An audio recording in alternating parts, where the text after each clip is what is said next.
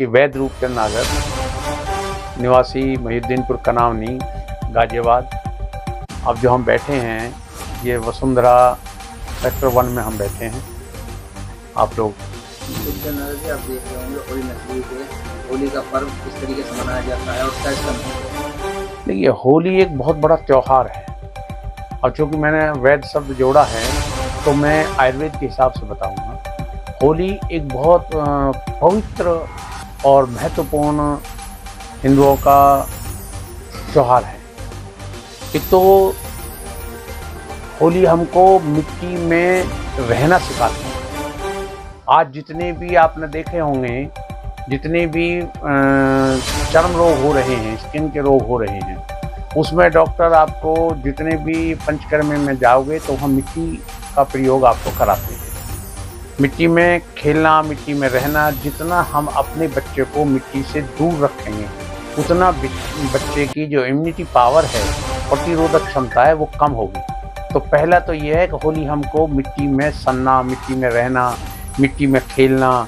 जितने पहलवान थे आपने देखा होगा, पहले पहलवानों की बात करो, मिट्टी में ही पैदा हुए, मिट्टी में ही खेलते थे। आजकल के तो गद्दों पर आ रहे हैं। तो मिट्टी में सनने की, मिट्टी में रहने का, मिट्टी में खेलने की प्रेरणा हमको इस त्योहार से मिलती है। दूसरी बात, एक शब्द आता है होली। होली बनी है होला से। होला कहते भुने हुए सामान। जब हम बच्चे थे या हमारे बच्चे हैं, जब वो बड़े होते हैं तो उनको बढ़ने के लिए दूध की आवश्यकता होती है। वो दूध माँ के दूधी से हमको मिलता है। तो बच्चा बड़ा हो गया, हम बड़े हो गए, बड़े होकर के लेकिन ये दूध की परंपरा, दूध की आवश्यकता हमेशा रहती है, तो दूध मिलता माँ से। तो इसलिए हिंदू कल्चर में जो बात आई, ये आई माँ पृथ्वी के रूप में। तो मार्च के महीने में जो पृथ्वी में जो माँ है हमारी, उसमें जो फसल लहला रही थी, उस फसल लहलाती में जो माँ के दूधी में दूध है, यानी फसल का जो दूध है, उनको भून करके जो खाया जाता था, उसको होला कहते थे। तो माँ का दूध हमें मिलता था। तो हमारी उस होला से मटर का होला, चने का होला, गेहूं का होला, जौ का होला। तो अब होली वाले दिन आपने देखा होगा कि जौ की या किसी भी उसकी आहुति दी जाती है। आहुति देने का मतलब है उस दिन से हम उसको खाना शुरू कर दें, लेकिन कैसे? भून करके। यदि हम उसको भून करके खाएंगे तो माँ के दूध को ऐसे समझिए जैसे पनीर हो गया हो, तो हमारी प्रतिरोधक क्षमता बढ़ाता है। जो लोग लगातार होला खाते हैं 1 महीने तक, वो 1 साल तक अनेक रोगों से मुक्त हो जाते हैं।